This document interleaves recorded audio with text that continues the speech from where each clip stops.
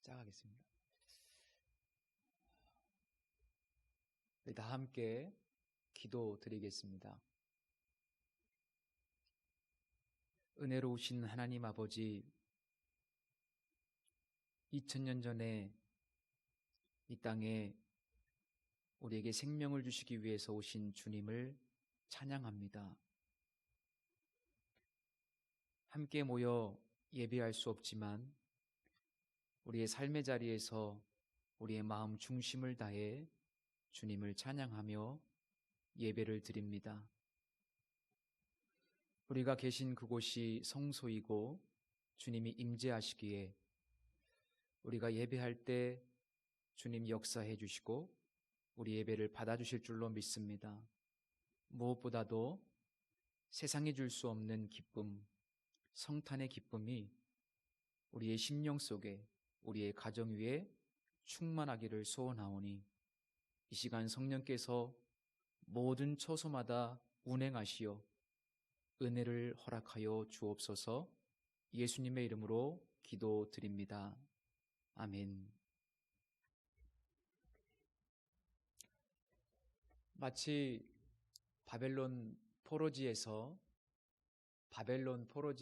다니엘이 예루살렘 성전을 향해서 기도하며 예배를 드리는 것처럼 우리 사랑하는 성도님들 계신 그 삶의 자리에서 오늘 이 시간 하나님께 예배 드릴 때 우리 하나님께서 그 예배를 기쁘게 받으실 줄로 믿습니다. 오늘 우리는 역사상 최초로 비대면으로 성탄 축하 예배를 드립니다. 다 함께 모여서 예배당에서 즐겁게 예배를 드리고 또 기쁨의 교제를 나누고 싶지만 현재 우리에게 주어진 상황이 그럴 수가 없기 때문에 부득이하게 이렇게 비대면으로 예배를 드리게 됐습니다. 우리 성도님들 널리 이해해 주시고 아쉽지만 내년을 기대하면서 오늘 이 예배 가운데 오롯이 최고의 선물 되신 예수 그리스도를 통해서 우리에게 이 현실을 초월할 수 있는 큰 기쁨이 임하시기를 주님의 이름으로 축복합니다. 아울러 이 상황이 빨리 종료되어서 정상적인 일상으로 되돌아갈 수 있기를 우리 모두가 함께 기도하시는 이 아침이 되었으면 좋겠습니다. 성탄절이 되면 의뢰의 선물을 주고받는 문화가 있죠. 작년 성탄절 날 저희 집 아이들이 저에게 물었습니다. 아빠, 왜 우리는 선물을 안 주세요? 주변을 둘러보니까 다른 집 아이들은 다 성탄절 선물을 받은 겁니다. 우리 아이들이 자기들만 성탄 선물을 못 받은 것을 발견하게 된 거죠. 그래서 제가 아이들에게 이렇게 대답을 했습니다. 야, 이 성탄절의 주인공은 너희들이 아니잖아. 예수님이 성탄절의 주인공이야. 그렇게 아이들에게 이야기를 했던 기억이 있습니다. 그 말을 하고 보니까요, 문득 성탄절은 하나님께서 우리에게 최고의 선물을 주신 날이구나라는 생각을 하게 됐습니다. 우리는 이미 하나님으로부터 최고의 선물을 받았습니다. 어떤 분이 지금 한국 사회를 보면서 이런 평가를 내렸습니다. 기적을 얻고 기쁨을 잃은 사회. 기적을 얻고 기쁨을 잃은 사회. 저는 이 표현에 아주 격하게 공감을 했습니다. 우리나라가 눈부신 성장을 이루었고 부강하게 되었지만 그러나 그 과정에서 너무나 숨가쁘게 달려오면서 자신도 모르게 기쁨을 상실하고 말았습니다. 그래서 기적을 얻었지만 기쁨을 잃어버린 겁니다. 하나님의 입장에서 볼 때 우리 신앙인들의 모습도 바로 이런 모습이지 않을까 하는 생각이 들었습니다. 기적을 얻었지만 기쁨을 잃어버린 신앙인들, 하나님으로부터 최고의 선물을 받았고 우리 모두가 다 하나님의 놀라운 축복을 받았고 놀라운 기적의 주인공이지만 그러나 점점 시간이 지나면서 어느덧 그 놀라운 기쁨을 점점 더 상실해 온 것은 아닌가 그런 생각이 들었습니다. 말씀을 보면서 우리는 이런 의문을 가질 수가 있습니다. 이 땅에 구원자가 필요하다면 왜 하필 아기를 하나님께서 보내셨을까? 아기라고 하는 존재는 우리가 생각할 때 너무나 연약하고 너무나 무기력한 존재입니다. 아기가 우리를 위해서 무엇을 해줄 수 있겠습니까? 어쩌면 구원자로서는 적합하지 않은 존재로 보입니다. 이 질문은요, 왜 인간을 구원하시기 위해서는 초월적인 개입이 필요한가라는 질문과 연결이 됩니다. 당시 이스라엘의 정치적인 상황을 보면 결코 아기가 필요하지 않았습니다. 지금 저들에게 필요한 구원자는 이 민족의 위기를 극복할 수 있는 카이사르나 혹은 알렉산더나 혹은 징기스칸과 같은 이 전쟁 영웅들이 필요했지 결코 아이가 필요하지 않았습니다. 그런데 하나님께서는 아기를 이 땅에 보내시겠다고 예언하셨고 약 730년 정도가 지났을 때에 하나님의 예언의 말씀대로 이 땅에 저 베들레헴 마구간에서 아기 예수가 태어나게 됩니다. 왜 하필 하나님께서는 아기를 보내셨을까? 그 이유는 인간의 근본 문제가 정치, 경제, 문화, 윤리 혹은 환경의 문제가 아니라 죄악의 문제이기 때문입니다. 오늘 본문에서는 그것을 정확하게 이야기해 주고 있습니다. 이는 그가 자기 백성을 그들의 죄에서 구원할 자이심이라. 성경은 분명하게 인간의 문제를 죄의 문제라고 지적하고 있습니다. 의인은 없나니 하나도 없다고 성경은 분명히 말씀하고 있죠. 공산당 선언이라는 책을 쓴 칼 막스라는 분을 아마 잘 아실 겁니다. 그분은 인간의 근본적인 문제를 경제체제나 혹은 계급의 문제로 이해를 했고 폭력이라고 하는 수단을 동원해서라도 이 사회를 변혁하고 구조를 바꾸면 얼마든지 인간의 문제가 해결될 수 있다는 낙관적인 사고를 가지고 있었습니다. 그런데 그렇게 해서 정말 유토피아가 이 세상에 건설되었는가? 아시다시피 역사의 교훈을 보면 유토피아가 아니고 디스토피아, 정반대의 결과가 나타났습니다. 무엇이 잘못됐을까요? 인간의 본질에 대한 근본적인 이해가 잘못됐습니다. 인간의 본질에 대한 낙관론적인 사고가 잘못되었던 겁니다. 본문에서 말씀하고 있듯이 인간의 본질적인 문제는 구조나 시스템의 문제가 아니라 죄의 문제입니다.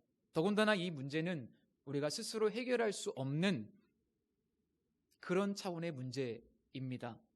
더 좋은 체제나 더 좋은 구조를 지향해야 하지만 그러나 근본적으로 인간의 본질이 바뀌지 않는 한 세상은 여전히 문제투성일 수밖에 없습니다.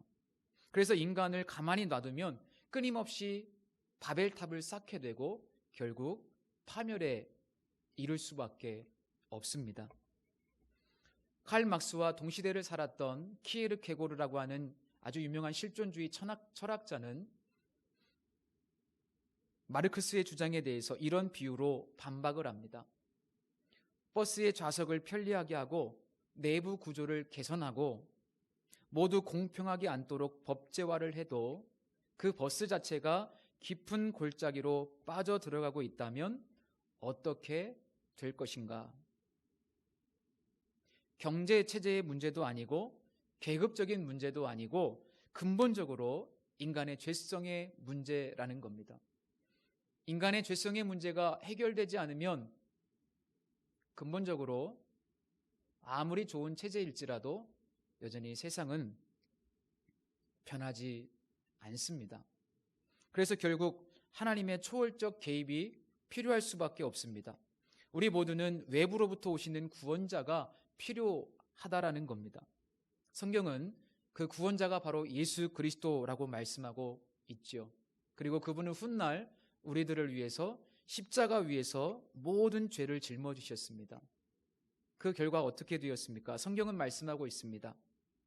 그러므로 이제 그리스도 안에 있는 자에게는 결코 정죄함이 없나니, 그리스도 예수 안에 있는 자에게는 그리스도 예수 안에 있는 생명의 성령의 법이 죄와 사망의 법에서 너를 해방하였습니다.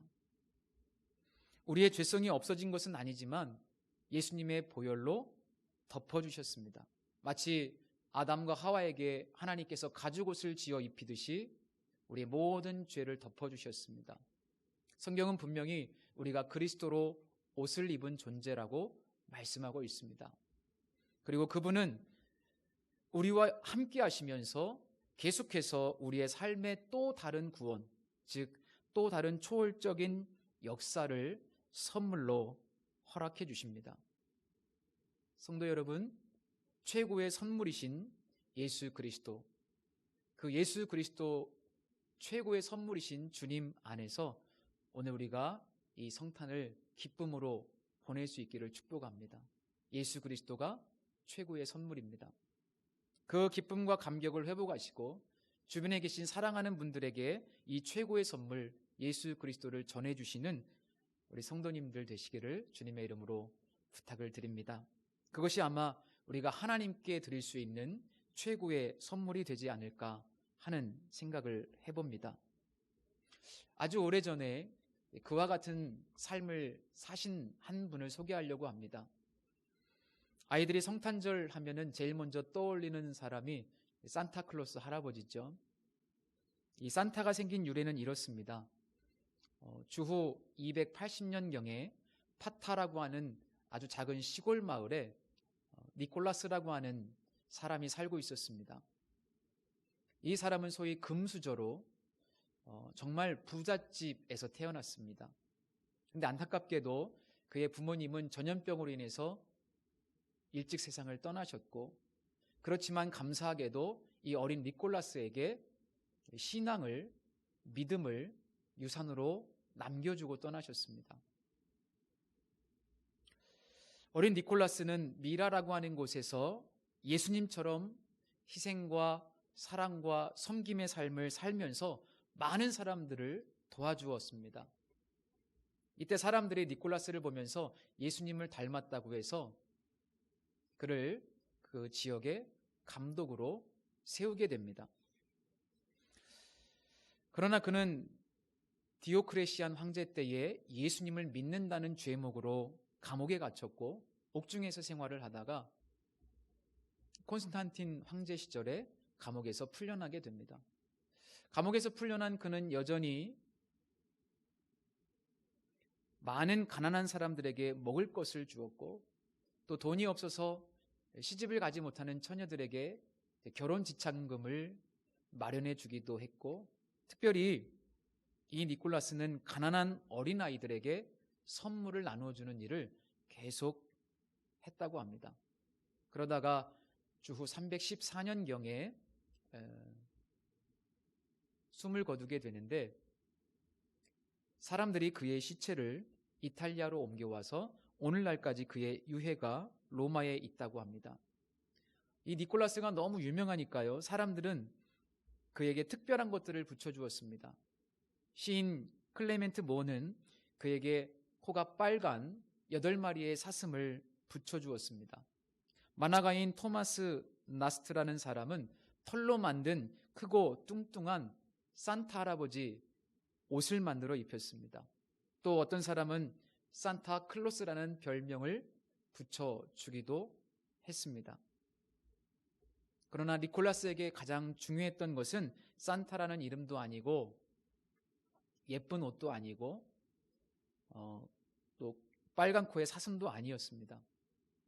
그에게 가장 중요한 것은 그가 이 땅에 살면서 최고의 선물을 받았고 하늘의 기쁨을 누렸고 자신만의 방식으로 그 기쁨을 세상에 전염시켰다는 겁니다.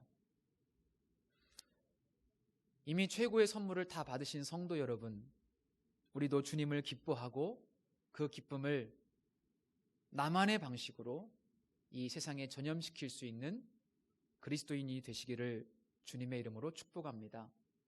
오늘 21절 말씀 다시 한번 읽고 짧은 이 성탄 메시지를 가름하려고 합니다.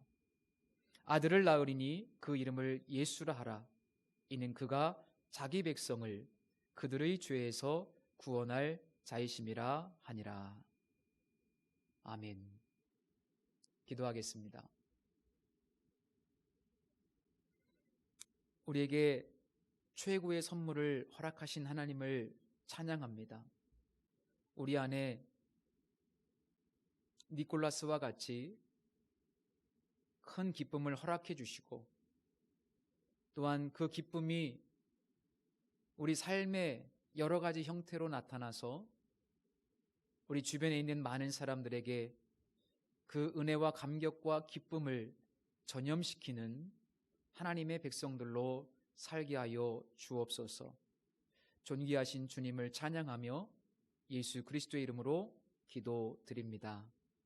아멘.